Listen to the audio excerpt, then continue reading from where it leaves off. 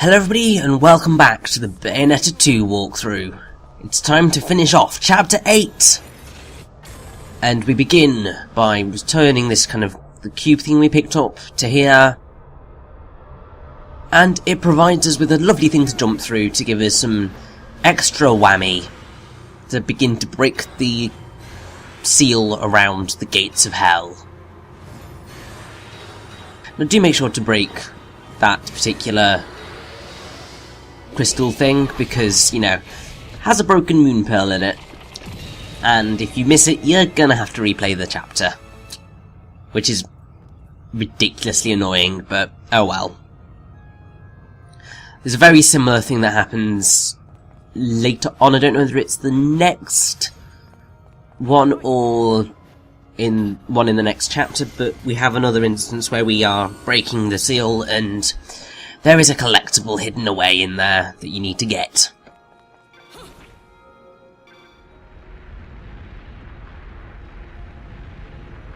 But yeah, I'm still not a fan of this particular chapter, or the next one. There's just something about it. Just doesn't quite have the same level of excitement. And even though it's certainly nowhere near as entirely rehashy as the likes of chapter 10, well, 9, 10 in the original Bayonetta, because those were completely made using reused assets, but all kind of distorted. This sort of, I mean, it probably does reuse assets, but I don't know. I guess it just sort of, it's really quiet, and even though kind of stuff's happening, it doesn't quite feel as exciting.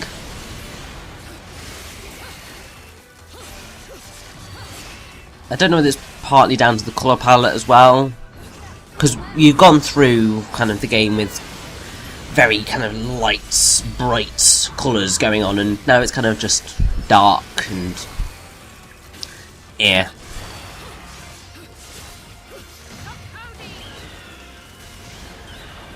Now I should probably bring up what this particular demon is.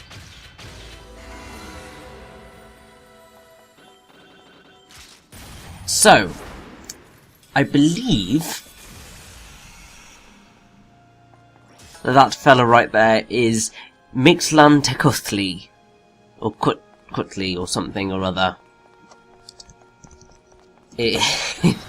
Ridiculously complicated way of saying it, but basically it is the presser of destruction, and it's sort of like a bat thing. Now it's named after the Aztec god of the dead, which I think I actually ended up bringing up in I think my Kingdom Hearts 2 walkthrough, actually, because I think I was talking about the Grim Reaper boss and brought him up there, but he is a demon here.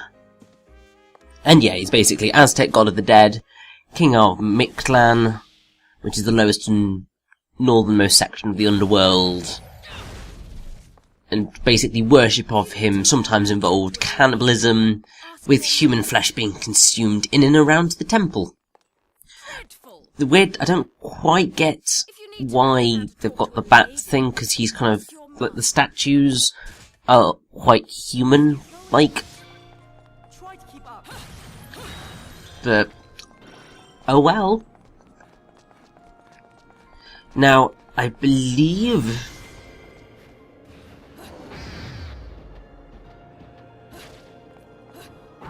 that the summon for Mixlan-Tekuthli is Nakodi,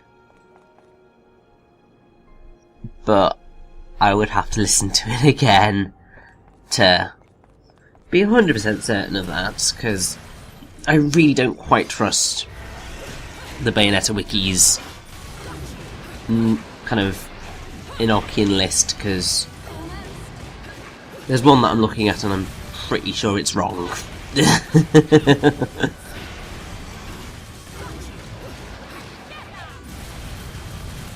And also, it's not complete, which is... Okay, no, it is, Nakodi. That's good.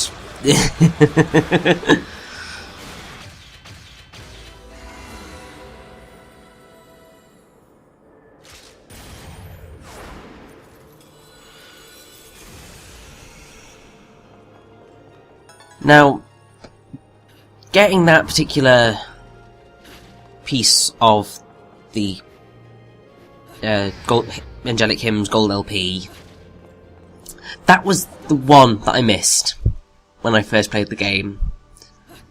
Like, I did so well at getting all of the LPs, but just that sneaky little git of a bloody verse, it's just hiding there behind a waterfall of the place where you need to go in. It's just like, why? Meanies. Anyway, what I wanted to bring up is, I really probably should have brought it up when we were in Noatun proper, because it's much more relevant there. But essentially, in pre-development and stuff for Bayonetta 2, Hiroki Onishi, who's the lead environmental artist, basically went with a team of artists and designers and stuff to Italy and Belgium to see the cities that fit the aesthetics of kind of waterways and rivers and all that jazz. So basically they ended up in Brussels, and I mean there's a wonderful blog post about it all. But they visited the Belgium Royal Palace, the Cathedral of Our Lady, and Venice, and the thing that they kind of got away from it was like all the lighting, and trying to get sort of that design choice, and I think they've matched it beautifully.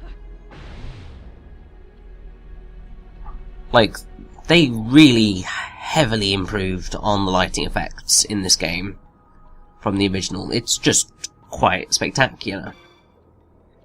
They also paid massive attention to kind of the roofing tiles, which I think is actually not quite what people in Japan expect it to look like.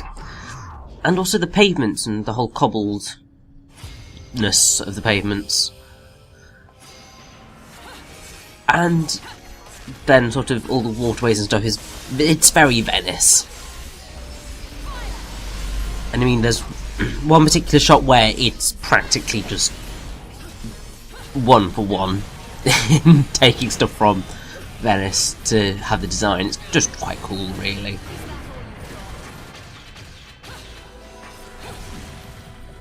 And the further thing to that is that it's something you may have noticed. It's very subtle, but there's a lot of kind of slight moments of lens flare, and I think it's called anamorphic lens flare. It's basically sort of whenever you get a new thing on your combo meter, you get a nice little lens flare occurring. You get it when shifting weapons. You get it on practically everything. It's really cool, and sort of it adds a nice sort of... It makes the effect a little bit more pretty and exaggerated and noticeable, and it's just really cool. And to be honest, the effects in this game have a really nice edge to them. Like, I don't really know how to describe it. There's a wonderful blog post on kind of attack effects as well, because they wanted to try and make them look more fantastic than the original game's stuff. And I think they've most definitely succeeded in that.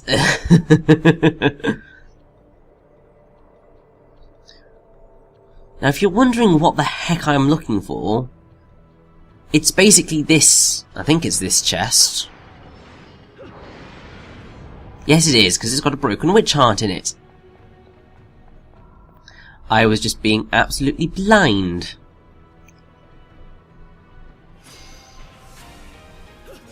But of course we have to face off against some fidelities, although I'm pretty sure we've already faced fidelities in this exact same place before.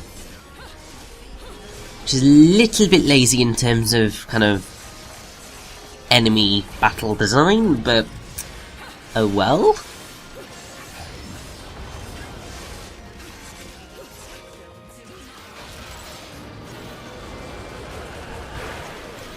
Now I believe it's around this point that I was trying to make a conscious effort to torture attack enemies, because I think almost every single enemy has a unique torture attack. I say almost, like, the acceptances have numerous torture attacks, so you've got, like, the cage where you whip them, you have the treadmill of death, and so on and so forth. But with, like, the fidelities, they have a unique one, and the Enraptors have a unique one, and all of the demons have unique torture attacks. So it's just really cool.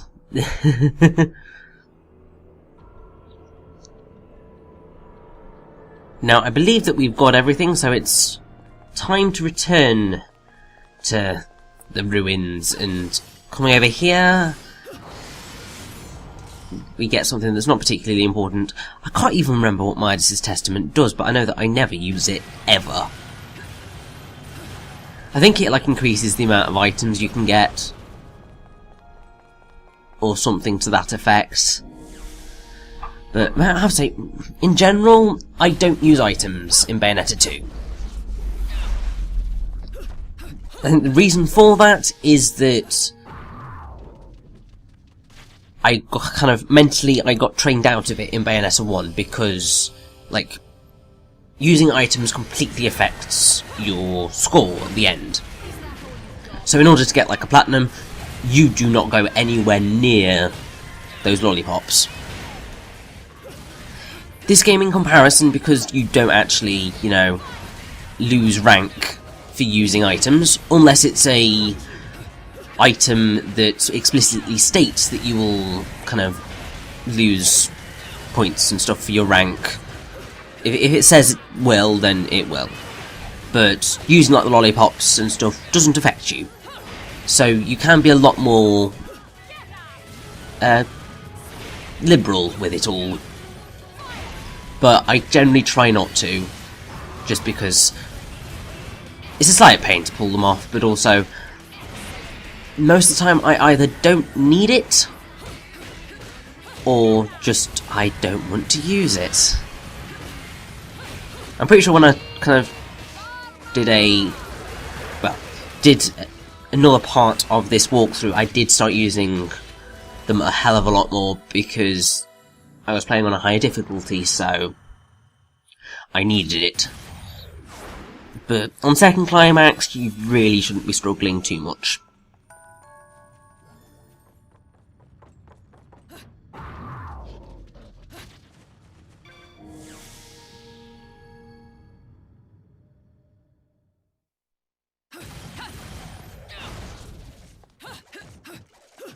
And I believe that we only have 2 verses left of this chapter, and then we've got all of chapter 9,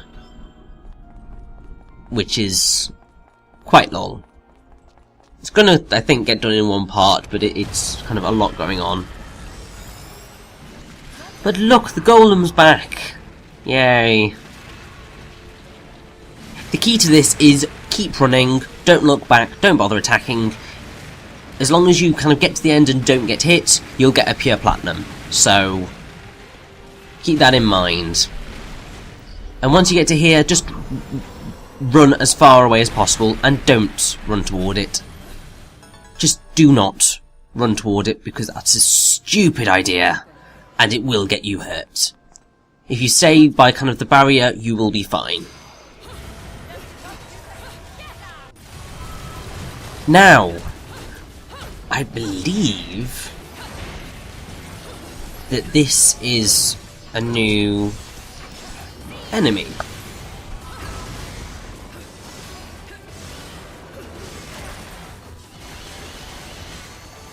I'm not 100% sure what it's called, but you can tell because it's not Pain exactly, because Pain kind of, you know, didn't have flames coming out of his sores, and this guy is definitely more challenging.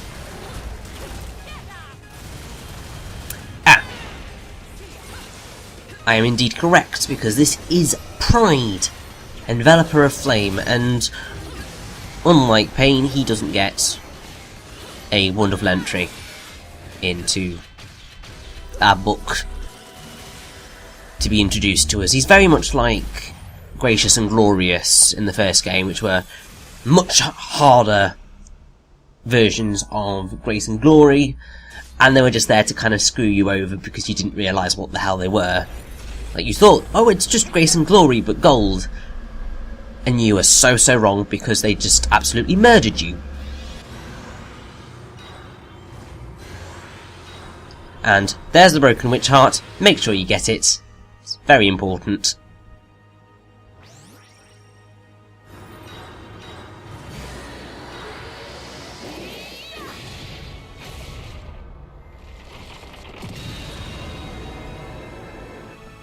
And with that, Chapter 8 is complete. Like, I understand that they had to cut it somewhere, because otherwise it would have been ridiculously long. But it does sort of feel a bit pants that essentially the whole plot just kind of stalls for 2 chapters. It's a bit But let's get on to Chapter 9, because there's some interesting stuff that actually starts to happen in it, which is great.